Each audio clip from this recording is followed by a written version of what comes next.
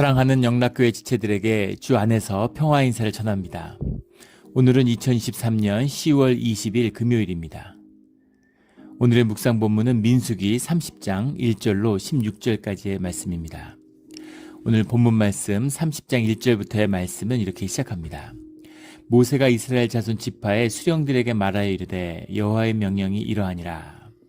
주님의 말씀이 또 새롭게 선포되고 있는데 여호와께 대한 서원의 말씀이죠. 2절에 사람이 여호와께 서원하였거나 결심하고 서약하였으면 깨트리지 말고 그가 입으로 말한 대로 다 이행할 것이니라. 사람이라는 게 이제 이쉬라는 말인데, 이쉬라고 하는 건 남자도 되고 또 사람도 됩니다. 사람을 얘기할 때도 있고 남자를 얘기할 수도 있는데, 3절에 또 여자라는 게 이샤흐라는 거죠.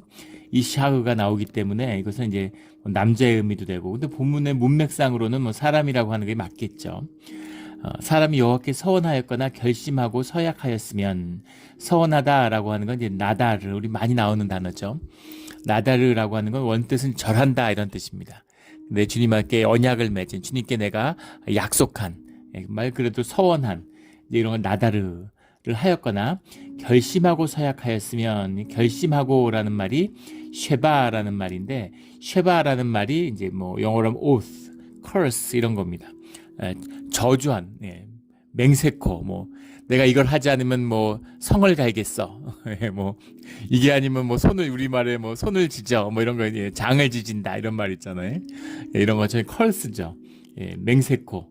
이걸 하면 이렇게 하겠다. 이렇게 하면 이렇게 하겠다. 라고 하는 이제 그런, 그것을 지키지 않으면 내가 저주를 받겠어. 이런 이제 맹세를 말하는 거죠. 그렇게 서약하였으면, 여기 서약이라는 건 이제 레소르라는 말인데, 레소르라는 말은 묶는다라는 말입니다. 영어 번역에 보면 imprison, tie, bind himself 이렇게 썼는데, 묶는다 이런 말이에요. 그러니까 그런 저주로 자신을 묶으면, 그러니까 이게 이제 언약의 의미죠. 제일 좋은 것은 주님이 말씀하신 것처럼 묶지 않는 것이죠. 무엇으로 이걸 묶겠습니까? 경솔한 짓이죠. 특히 주님의 이름으로 유대인들은 무슨 맹세하거나 무슨 약속만 하면 전부 다 내 성을 바꾼다, 내 손에 장을 지져, 이런 건 애교죠. 그런데 주님의 이름을 걸고 맹세를 했다는 거예요. 주님의 이름을 걸고 맹세를 했으면 지켜야죠. 안 그러면 주님의 이름을 더럽히는 게 되지 않습니까? 우리 증인 선서할 때 성경에 손을 올려놓고 하잖아요, 미국에서. 그런데 거짓말을 해. 그런데 위증을 해. 이거는 이제 주님의 이름을 더럽힌 것이죠. 용서받을 수 없는 죄입니다. 살인죄보다도 무겁게 다루었죠. 이게 이뤘던 세상을 유지해가는 가장 기본은 섭리적인 차원이죠. 그리고 주님의 이름을 소홀히 여겨서는 안 되는 것이죠. 그래서 만약에 결심하고 서약하였다면, 그렇다면 그것을 지켜야 한다라는 겁니다. 입에 말한 대로 다 이행할 것이라. 서원을 했으면 지켜야 돼. 서원을 하지 마. 하지만 서원을 했으면 지켜. 이겁니다. 그런데 3절에 또 여자가 많이 어려서 그의 아버지의 집에 있을 때 여호와께서 서원한 일이나 스스로 결심하려고 한 일이 있다고 하자. 남자도 마찬가지죠. 어렸을 때 부모의 슬하에 있을 때 여자가라고 했지만 남자나 여자나 여기 경우에는 마찬가지입니다. 그런데 여자의 경우를 든 것은 여자들이 나중에 시집을 가서 남편을 만났을 때까지 이어지는 거죠. 연속성 있는, 이제 굉장히 오늘 예민한 말씀을 하고 계세요. 이게 예민한 주제인지를 한번 다뤄보죠. 여자가 만일 어려서 아버지의 집에 있을 때 여호와께 일어나 스스로 결심하려고 한 일이 있다고 하자, 그의 아버지가 그의 서원이나 그의 결심한 서약을 듣고도 그에게 아무 말이 없으면, 아무 말이 없다라는 것은 그 얘기를 들었는데 묵시적 동조를 한 거죠. 거기에 대해서 안 된다, 가타부타 말이 없으면 그것은 아버지가 동의한 것으로 그렇게 받아들인다는 겁니다. 그러면 그의 모든 서원을 행할 것이요 그의 결심한 서약을 지킬 것이니라. 그래서 아버지의 허락하에 그것은 주님의 이름으로 지켜야 할 그런 서원이 된다라는 거죠.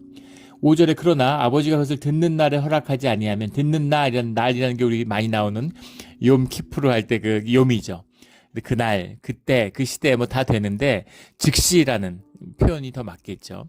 듣자마자 조속히, 금방, 그렇게 거기에 대해서 허락하지 아니하면, 그러면 서원에 결심한 서약이 이루어지지 못한 것이니 그의 아버지가 허락하지 아니하였은즉 여호와께서 사하시리라.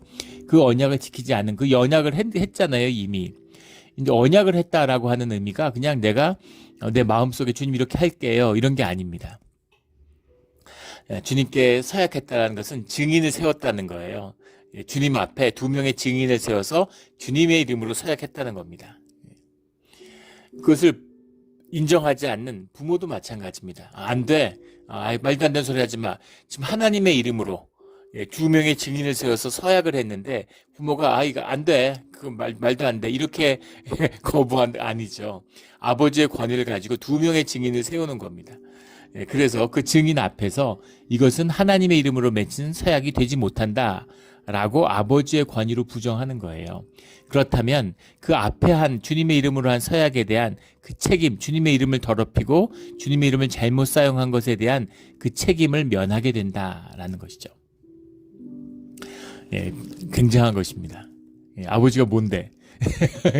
주님의 이름으로 서약을 했는데 그걸 아버지가 깰 수 있다는 거예요. 근데 그것이 죄가 되지 않는다, 이렇게 얘기하는 겁니다.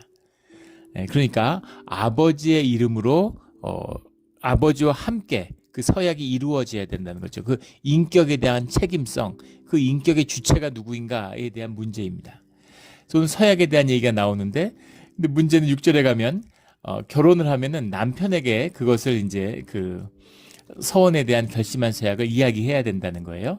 6절에 보면 경솔하게 그의 입술로 말하였으면, 남편하고 얘기하지 않고서 그 서약을 했으면, 남편하고 이렇게 의논도 하지 않고서 무슨 뭐 교회에 가서 건축 헌금으로 뭐 우리의 집을 내놓겠다 뭐 이렇게 얘기했으면 그거는 안 된다는 거예요. 그렇게 하면 남편이 그것을 듣는 날에 허락하지 아니하면 서원과 결심하려 경솔하게 입술로 말한 서약은 무효다. 남편하고 동의를 얻지 않았으면, 남편하고 얘기되지 않은 거라면 그 서약은 무효다라는 거죠. 여호와께서 그 여자를 사하시리라. 그렇지만 그 약속을 어겼지만 주님 앞에 죄가 되지 않는다라는 겁니다. 그러면 여성의 인격성을 부정하는 것인가? 여성은 자신의 인격에 대한 대표성이나 책임성을 가질 수 없느냐? 그 얘기는 아니라는 사실이 9절에 나오죠. 과부나 이혼당한 여자의 서원이나 그 결심한 모든 서약은 지킬 것이라. 그 남편이 없는데, 그리고 이게 결혼을 했다가 이제 뭐 남편이 죽었거나 이혼을 했거나 혼자 됐으면, 그렇다면 뭐 친정 아버지한테 다시 묶이는 거냐? 그런 거 아니라는 거죠. 남편한테 묶일 것도 없으니까, 그러니까 스스로 서원한 것을 그냥 지키면 된다라는 겁니다. 페미니스트들이 이제 이런 30장 이런 걸 가지고서 이제 굉장한 공격을 하죠. 남녀 차별이고, 뭐 우리 신약에도 여자는 교회에서 잠잠해라 이런 걸 갖고서 얼마나 많이들 이제 공격을 하고 화를 내고 그러세요. 뭐 그럴 수 있겠죠. 남성 중심으로 보입니다, 분명히. 그런데 이제 이것이 주님이 인도하시는 이런 섭리의 한 부분이죠. 근데 뭐 비난을 해도 할 수 없고 마음에 안 들어도 할 수 없습니다. 섭리의 차원이에요. 왜 남자는 근육을 30%나 많게 해가지고 힘을 세게 만들고 전쟁 같은 데서 남성의 우위의 사회를 만들고, 왜 여성은 정서적인 힘을 더해서 스트레스 받고 힘들면 남자들은 막 무너지고 미치고 조현병 걸리는데 고난이 와도 왜 엄마들은 그걸 묵묵히 다 이겨낼까? 왜 여자는 정서적 힘이 강하고 남자는 육체적 힘이 강할까? 주님의 창조의 섭리입니다. 마음에 안 들고 동의하지 않으면 할 수 없는 것이죠. 근데 그것은 주님의 뜻이고 주님의 주권이에요. 주님이 인도하시는 섭리의 차원입니다. 남녀가 결혼을 하고 남녀가 하나가 돼서 서로 돕는 배필로 살아가는 것. 돕는 배필이라는 게 남성 우위의 시대에는 마치 뭐 어시스턴트처럼 그렇게 이해됐죠. 근데 원뜻은 그게 아닙니다. 헬퍼예요. 남자가 시원찮으니까 여자가 도와줘야 되는 겁니다. 우리 부부관계 보세요. 거의 모든 부부의 한 99%는 그런 것 같습니다. 대부분 다 남자들이 시원찮고 와이프가 도와주고 와이프가 힘을 보태줘야지, 그래야지 가정이 잘 이끌어져 가는 거죠. 여자들은 멀티 기능도 하고, 육신의 힘을 제외하고는 거의 모든 분야에서 여성들이 남성이 여성보다 능력이 떨어진다는 거 아니에요. 학교 봐도 그렇고 아이들 봐도 공부하는 것도 그렇고 그렇잖아요. 그렇다고 그러면은 뭐 여성 우위의 사회가 되고 여성이 이끌어가느냐? 그렇지 않죠. 남성 우위의 사회가 우위라는 말도 이상하지만 남성은 남성의 영역이 있고 여성은 여성의 영역이 있는 거죠. 그런 겁니다. 한국에서 지금 병역 자원이 부족하고 애를 안 낳으니까 이제 병역 자원이 너무 부족해지니까 여성을 징집해야 된다 이런 얘기가 나오죠. 징집병으로 가야 된다 이런 얘기가 나오지만 징집병은 쉽지 않죠. 인구가 한국보다 거의 7배 가까이 많은 미국도 징집제가 되지 않는데 하물며 한국에서 되겠습니까? 그러니까 이제 여성을 징집하는 얘기가 나요. 노르웨이나 이스라엘 같은 나라들은 여성을 징집하죠. 그런데 재밌는 것은 최근에 한 여론조사한 것을 보니까 이 20대 여성들이 그 군에 자원 입대하겠다. 군에서 필요하면 의무복무를 하면 군에 입대하고 싶다. 그 의무복무를 하자라는 의견이 압도적으로 높더라고요. 근데 군대를 가지 않으면 가지 않겠다. 피할 수 있으면 피하고 싶다라고 대답한 게 남성이 훨씬 더 그 비율이 여성보다 높고 군대에 가고 싶어하는 의무복무제에 대한 찬성이 남성이 더 낮아요. 예. 근데 저도 한국의 여성들을 보면 또 젊은 세대들을 봐도 그렇고 여성들을 징집하면 남자들보다 훨씬 더 국방력이 세질 거라고 봅니다. 여성들이 더 딱 부러지게 하고 여성들이 전방 경계하면 무슨 이렇게 북한의 침투나 간첩들이 이렇게 무슨 철책선 끊고 들어오고 이런 거 있을 수 없을 거라고 봅니다. 훨씬 더 똑부러지게 잘할 거라고 봐요. 같은 이런 역할도 있고 저런 역할도 할 수 있는데 남성성과 여성성이라고 하는 그런 것이 대표하고 그것이 가지고 있는 그 측면이 있다는 거예요. 그것을 조화를 이루고 그것이 하나 돼야 되는 그런 측면이 있다는 겁니다. 그것을 먼저 하나 말해야 되고, 그래서 남성은 남성의 역할이 있고 여성은 여성성으로서의 그 이제 가치가 있는 거죠. 의미가 있는 겁니다. 그래서 그걸 인정해야 돼요. 물론 남성 안에도 여성성이 있고 여성 안에도 남성성이 있죠. 당연합니다. 우리가 원래 한 아담에서 나왔잖아요. 그래서 다른 것이기 때문에 두 개가 다 있고 그것을 통합하는 것이 우리의 인격의 완성을 의미하는 것이죠. 그러나 그 완성의 길이 남성성과 여성, 남성과 여성이 가정을 이루고 하나 되는 그런 비밀 가운데 있다는 겁니다. 그래서 그 중요한 하나님의 창조의 섭리라는 영역이 있다는 거죠. 거기서 한 발자국 더 나아가서 그것 안에 가지는 주님의 대표성의 문제가 있다는 거예요. 대표성을 아버지에게 두었다는 겁니다. 그러니까 주님의 뜻이고 주님이 가족을 이끄시고 인도하는 거예요. 그 대표성이라고 하는 것은 책임성과 동전의 양면입니다. 그 책임을 대표한테 묻는다는 거예요. 무슨 말이냐면 미성년자들, 촉범이라고 그러죠. 미성년자들이 범죄를 저지르면 감옥에 가지 않습니다. 그 죄값이 적어서가 아니라 그 죄값에 대한 인격의 책임감을, 그 인격에 대한 책임성을 인정하지 못 받는 거죠. 자기 삶에 대한, 자기 행위에 대한 충분한 책임감 있는 그 책임을 질 만한 인격의 책임성에 결여되어 있다고 보는 거예요. 애기 때문인 거죠. 동시에 미성년자가 무슨 재산상의 피해를 줬다. 남의 물건을 훔쳤다. 남의 무슨 자동차를 부셨다. 이러면 부모가 배상을 합니다. 애가 부셨는데 왜 부모가 배상을 해요? 애에 대한 책임성을 부모가 갖고 있기 때문입니다. 그 죄값을 부모에게 묻는다는 거예요. 이게 책임성의 문제입니다. 딸이 잘못을 저질렀는데 아버지가 죄값을 받으라는 거예요. 부인이 잘못을 저질렀는데 남편이 죄값을 받으라는 겁니다. 그래서 이 분명한 책임성의 문제가 들어있어요. 무슨 여성을 홀대하거나 낮게 본다 이런 의미가 아니라는 겁니다. 책임성, 대표성의 차원이 있다는 거죠. 거기서 한 발 더 들어가면 영적인 권위의 문제가 있습니다. 영적인 권위, 그 대표성이라는 것에 권위가 있는데 그 권위가 주님에게서부터 나온 것이다 라는 것이죠. 주님이 그 권위를 세웠다는 겁니다.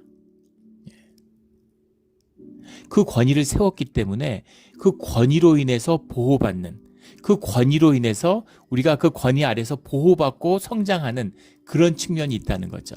그 권위를 내면함으로 해서 우리가 그 영적인 질서 안에서 성장해가는 측면이 있다는 겁니다. 굉장히 중요한 측면이에요. 저희 자랄 때 이제 어머니한테 저희 집에서도 실세가 모든 집이 그렇듯이 어머니가 실세죠. 어머니가 재정권을 가지고 있고 어머니가 뭐 다 알아서 하세요. 그래서 뭐 유학을 갈 수 있을까 없을까, 뭐 어디 학원에 끊을까 말을까, 그런 모든 것, 뭐 책을 사고 싶은데 살 수 있을까 없을까 다 어머니가 허락해야 되는 겁니다. 근데 어릴 때부터 재밌는 건 어머니한테 항상 이렇게 해서 의논을 드리면 다 알죠. 어머니가 실세인 거를. 그래서 어머니한테 얘기를 하면 어머니가 항상 그렇게 말씀하세요. 얘기를 다 듣고서 마지막에는 글쎄 좋은 생각이긴 한데 아버지가 뭐라 그러실지 들어봐야 되겠다. 아버지가 어떤 결정을 하실지 아버지한테 말씀을 드려봐라. 이렇게 말씀하시는 거죠. 예, 그런데 아버지한테 말씀드리긴 뭘 말씀드려요. 이미 어머니가 예스하면 예스고 노우면 노우인데 어머니가 노는데 아버지가 예스한다고 해서 되지 않는다는 걸 알고 있는데, 그런데 어머니가 항상 아버지의 권위를 세워주시는 거죠. 아버지의 대표성을 세워주시는, 가장으로서 아버지를 세워주시는 겁니다. 근데 그게 얼마나 훌륭한 교육이었는지를 지금에 와서는 깊이 깨달아요. 어머니가 훌륭하신 거죠. 왜 어머니가 훌륭할까요? 전통적인 교육을 받고 가부장 사회에 있었기 때문에 그런 인습에 젖어서 그러실 수도 있죠. 그런데 그 안에 깊은 지혜가 있다는 겁니다. 영적인 비밀이 있어요. 아버지를 세우고 아버지의 권위를 잘 내면화하는 사람이 사회 가운데 성장해 가는 것입니다. 저도 그런 걸 느끼는데 참 인복이 있구나. 저는 그런 걸 항상 느낍니다. 항상 좋은 분들을 만나고 도와주는 분들을 만나고, 대학에 갔을 때는 교수님들이 정말 아버지같이 그렇게 잘해주셨습니다. 제가 동양학을 했는데 나중에 저희가 이제 신학으로 바꿔서 목사를 하면서 계속 제가 꿈을 많이 꿨어요. 꿈에서 그 지도 교수님이나 교수님들을 만나는 겁니다. 그럼 제가 어쩔 줄 모르고 막 구구절절 변명을 하는 거예요. 제가 왜 그럴 수밖에 없었는지, 제가 예수님을 영접하고 왜 목회자의 길을 갈 수밖에 없었는지를 막 구구절절히 변명하는, 왜 그 교수님들의 기대를 저버렸는지를, 그런 꿈들을 굉장히 오랜 시간 꿨습니다. 근데 마음에 짐 같은 게 있는 거죠. 워낙 잘해주셨기 때문에, 받은 사랑이 많으니까. 그런데 뭐 교회에 와서도 그렇고, 교회에서도 그렇고, 어딜 가나 신학교도 마찬가지고 늘 좋은 분들을 만나고 좋은 분들이 그렇게 잘해주세요. 참 신기합니다. 교회에서도 어떻게 이렇게 잘해줄 수 있을까? 물론 주님의 은혜죠. 그러나 그 가운데에서는 그런 사람들의 도움, 그 권위 가운데에서 보호받고 성장할 수 있는 그런 영적인 그런 질서가 마음속에 있다는 겁니다. 그걸 세우는 게 굉장히 중요한 거예요. 굉장히 중요한 비밀이 들어있습니다.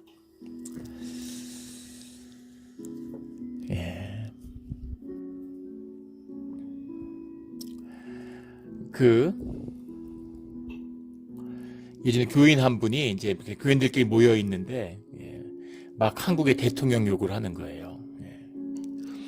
얼마 전에 한국이 그 평가전을 했는데 튀니지에게 대승을 거뒀죠. 튀니지가 지난 월드컵 4강 팀인데 한국이 대승을 거뒀어요. 그래서 감독을 경질해야 된다. 세계적인 스타 축구인이고 이런 월드컵 감독도 2번이나 여기만. 그런 성공한 축구 감독을 모셔왔는데, 독일 감독을. 그런데 막 그냥 욕이 빗발치는 거죠. 그런데 이제 한국의 김민재 선수, 바이에른 뮌헨의 주전 센터백이고 세계적인 선수가 됐죠. 이탈리아 리그에서 최고의 수비수, 믿을 수 있는 얘기입니까? 이탈리아가 수비의 나라인데 최고 수비수상을 받고 팀을 33년 만에 우승시키고, 영웅이죠. 축구계에서는. 인터뷰를 하는 거예요. 지금 김민재만 있으면 어떤 팀하고 만나도 지지 않는다. 수비가 되니까, 수비만 되면 어떤 팀을 만나도 해볼 만하다. 자신감이 충만한 겁니다. 그런데 인터뷰를 하는데 감독님이 많은 비판을 받았는데, 이 시합으로 그런 원성에서 이제 벗어날 수 있게 되지 않았느냐, 감독님이 어떠냐 이렇게 물어보니까 김민재 선수가 뭐라고 얘기하냐면, 역대 감독님 중에서 원망을 듣지 않은, 비난을 받지 않은 감독님이 계셨나요? 라고 물어보더라고요. 굉장히 뼈아픈 질문이죠. 왜 감독만 되면 그렇게 종갓 그냥 비난과 못 잡아먹어서 비난을 막 쏟아 부을까요? 그 히딩크 감독 생각나십니까? 온갖 조롱과 비난에 시달렸죠. 월드컵이 열리기 직전까지. 이게 문제입니다. 권위가 내면화되어 있지 못해요. 물론 그 책임은 한국에서 좋은 권위, 유교의 영향 때문에, 가부장제의 영향 때문에 좋은 권위를 만나지 못한 그런 깊은 아픔과 상처가 있죠. 그 닭이 먼저냐 달걀이 먼저냐 뭐 이런 얘기 같습니다. 좋은 권위를 학습하지 못하니까 권위를 부정하고 권위를 배격하는 마음이 있어요. 권위의 질서가 없습니다. 그러니까 영적인 힘을 만들어내지 못하는 거예요. 영적인 힘을 만들어내지 못한다는 게 분열한다는 얘기입니다. 그래서 일본에 외라고 멸시하던 외의 노예가 된 식민지가 되는 그런 운명을 겪게 된 겁니다.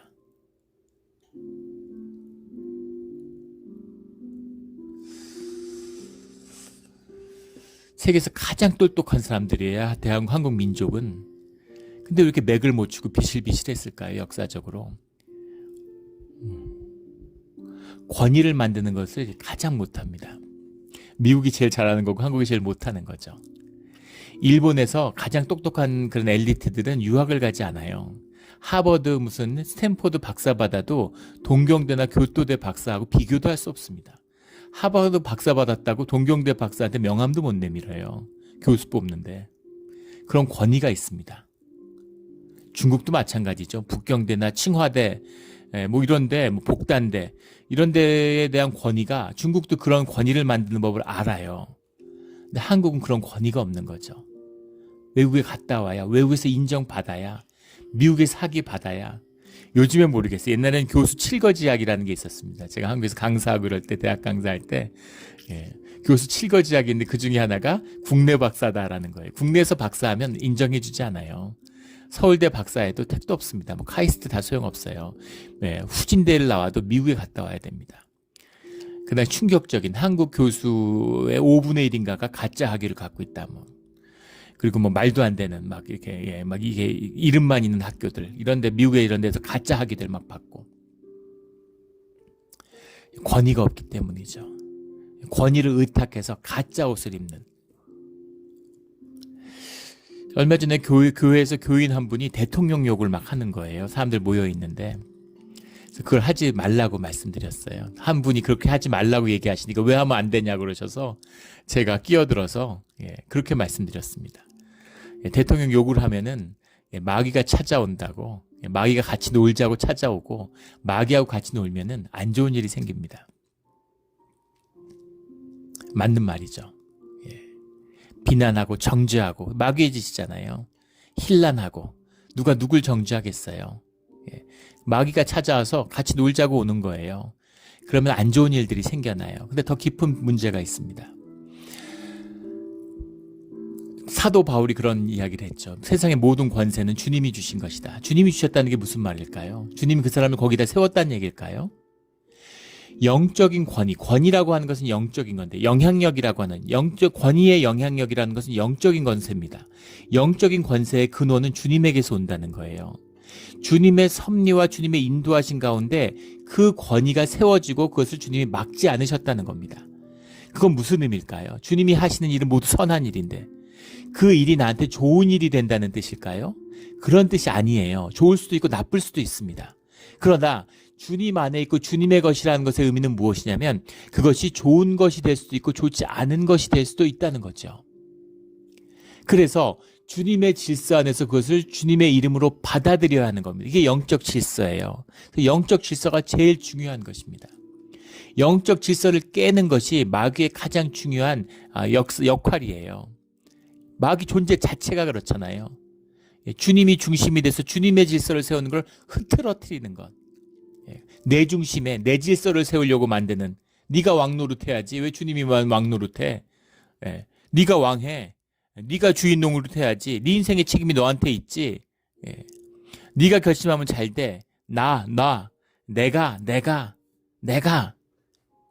이게 마귀의 질서잖아요.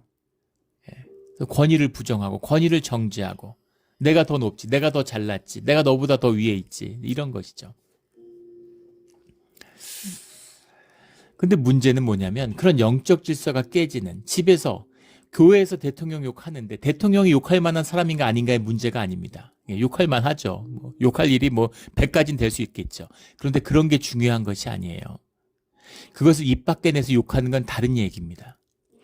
그것을 교회에서 교우들과 주님의 이름으로 모였는데 그 욕을 하는데 집에서 안 할까요? 아이들하고 같이 안 할까요? 그런데 대통령 욕하고 선생님 욕하고, 무슨 지자체장 욕하고, 국회의원 욕하고, 담임 목사 욕하고, 그런 영적 질서가 깨진 곳에서 자라난 아이, 그 아이들이 저주에 묶인다는 거예요. 그 영적인 질서가 내면화돼서 그 안에서 주님의 축복을 흐르는 그것을 이루지 못한다. 그 통로를 열지 못한다는 겁니다. 이민가정에서 그런 걸 많이 봐요. 이민가정의 이민교회의 비극이 뭡니까? 한국에서 권위의 질서를, 권위를 내면하는데 실패한 사람들이 이민으로 옵니다. 다 그런 건 아니지만 그런 분이 대부분이죠. 한국을 향해선 오줌도 넣지 않아. 이런 말 많이 들었어요. 한국 2번 다시 꼴도 보기 싫어. 한국을 막 저주하는, 자기의 뿌리고 자기 자신인데, 자기 뿌리를 저주하는데 줄기나 나무가 잘 자라겠습니까? 그래서 아이들 영어 가리키고 미국 사람으로 키우면 미국 사람 되는 줄 알고 2등 시민 만나는 거죠. 바나나라는 조롱이나 듣는 거죠.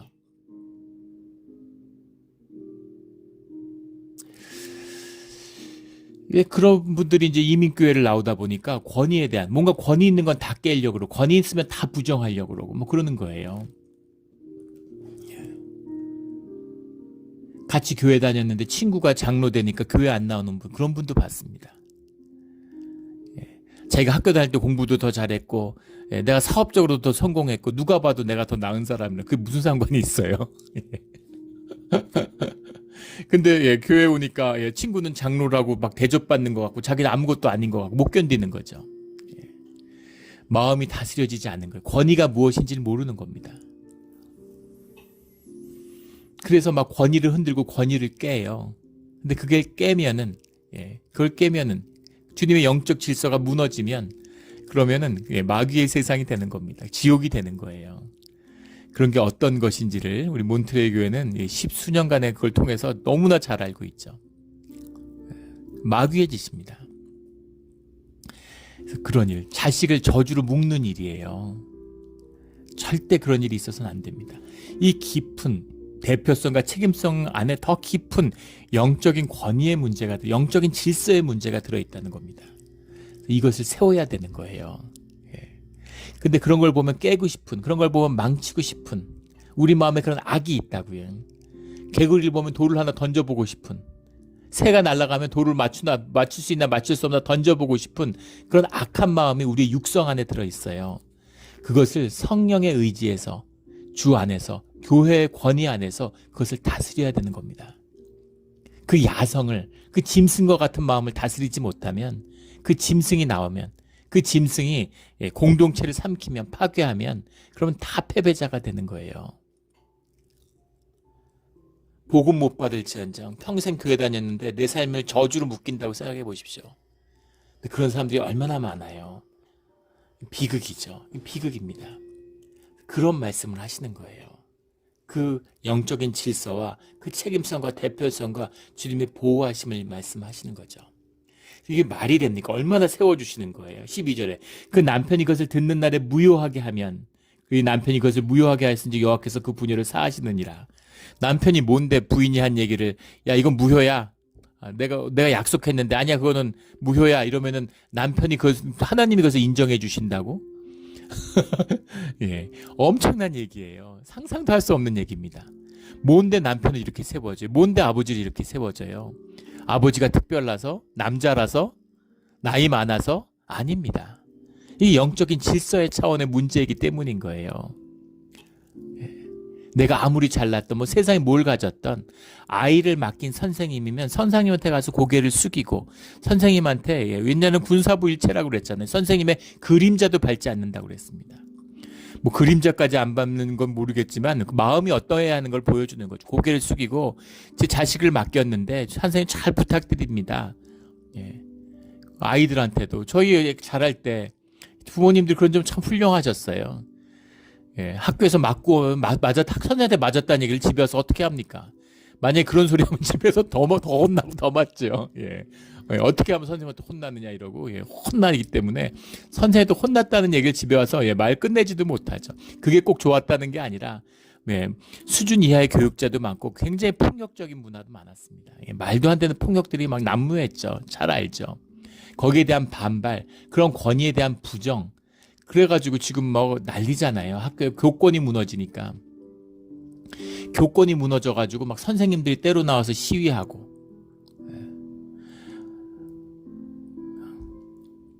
교권이 무너지면 그 피해자가 누굽니까? 선생님입니까? 결국 학생들이에요.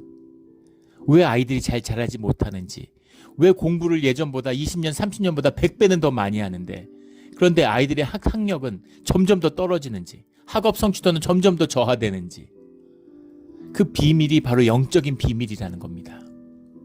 예전에도 나눈 적이 있는데, 그 코끼리들, 아프리카에서 지금 그 여행하거나 뭐 이런 사람들 중에서 원주민도 그렇고 희생자들이 자꾸 나오는데, 아프리카에서 그런 희생자들은 예전에 주로 다 하마들이 피해자였죠. 하마가 이제 그 이미지나 만화 이런 것 때문에 굉장히 순해 보이고 생긴 것도 너무 코믹해 보이잖아요. 예. 아기 돼지 같은, 새끼 돼지 돼지 새끼 어렸을 때 같이 그런 느낌이잖아요. 근데 하마가 굉장히 사납죠. 그리고 이제 배 타고 가면 악어인 줄 알고 가서 이렇게 몸을 확 부딪히는데 배가 그럼 파손돼서, 그게 제일 많은 이제 피해자라는 거죠. 예. 배가 뒤집어졌거나 아니면 사진 찍는다고 생각 없이 연못가에 접근했는데, 예, 물과 하마 사이에 내가 있다. 그러면은 100% 죽은 거라는 거죠. 예, 그 하마의 권역에 들어가면. 하마 때문에 피해자가 많았다는 거예요. 예, 무슨 뭐 사자나 무슨 뭐 하이에나 때문에 피해 입는 사람들 거의 없다는 겁니다. 근데 요즘에는 코끼리 때문에 피해자가 많이 난다는 거예요. 코끼리가 막 자동차 엎어버리고, 예, 사람 막 밟아버리고 이런 일이 왜 코끼리가 점점 포악해질까? 예, 그게 굉장히 자연계에 큰, 코끼리 하면 온유의 상징이고, 예, 다른 아픈 동물들, 영적인 동물이라고 그러잖아요.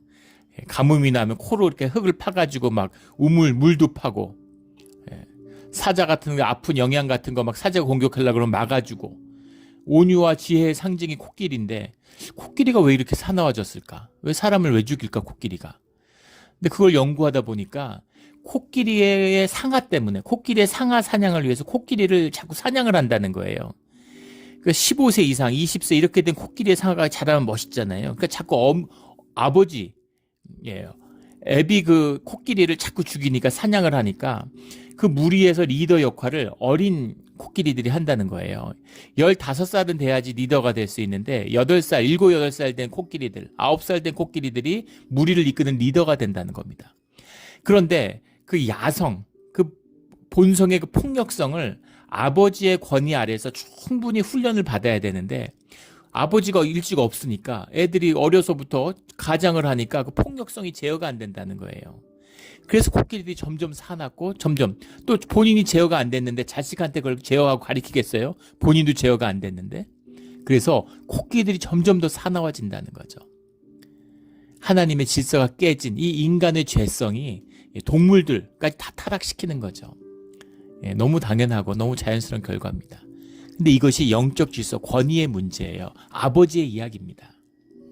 예, 남편의 이야기예요. 예, 그런 집안들 많습니다. 교회에 있다 보면 어려운 집들이 많은데, 예, 그 권사님이 있는데 남편이 경제적인 능력이 이제 좀 약한 거죠. 예, 그러니까는 자꾸 이제 와이프가 나가서 일을 하려고 그러는 거예요. 그래서 제가 한번 그런 상담을 드린 적이 있는데, 예전에도 그런 한번 예를 드린 적이 있었죠. 예. 부인이 이렇게 경제적 능력이 있고 돈을 잘 버니까, 예, 남편이 이렇게 쭈그러드는 겁니다. 예. 뭐 이거 시간이 많지 않아서 뭐 그 긴 얘기들을 나눌 수가 없는데, 남편을 세우는 게 중요해요. 예. 남편을 남편의 자리에 세워야 된다는 얘기입니다. 예. 남편을 높이라는 의미가, 예, 나는 능력 있는데 뭐 일하지 마라 이런 얘기가 아니라, 남편을 세우는 것이 결국엔 가족과 자녀들에게 유익이 된다는 거예요. 나한테도. 예. 그래서 남편을 세우고 또 세워줘야 되는 겁니다. 그러면 그 안에 또 없던 능력이 나와요. 이게 영적인 힘이죠. 예. 이런 중요한 질서의 문제, 영적 질서를 말씀하고 있다는 겁니다. 여기 무효하게 하면이라는 말이 나오는데, 예페르라는 말이죠. 브레이크, 깨트린다. 예. 그 항아리 같은 데다 나무떼기 같은 데다 이렇게 약속에 이걸 새겼는데 그걸 깨버리는 거죠. 무효하게 한다라는 겁니다. 15절에 그러나 그 남편이 들은 지 얼마 후에 그것을 무효하게 하면 그 아내의 죄를 담당하게 할지니라. 아내의 죄를 담당한다는 것은 주님 앞에 두 가지입니다. 나가서 속건제를 드려서 죄에 대한 사함을 받아야 되는데 와이프가 아니라 남편이 나가야 된다는 거죠. 남편의 죄라는 거죠. 속건제를 안 드리면 그럼 주님의 징계를 받는 거죠. 저주를 받는 겁니다. 주님의 징계를 받는다는 건 세상에서 벌 받는 거하고는 차원이 다른 얘기예요. 이런 징계는 받으면 안 되겠죠. 그래서 속죄제, 속건제를 드려야 되는 겁니다. 이게 뭐 깊은 주제입니다. 이 얘기를 정말 100시간도 할 수 있겠죠. 그러나 이것은 정말 중요한 겁니다. 이것은 정말 생명의 본질에 관한 것이에요.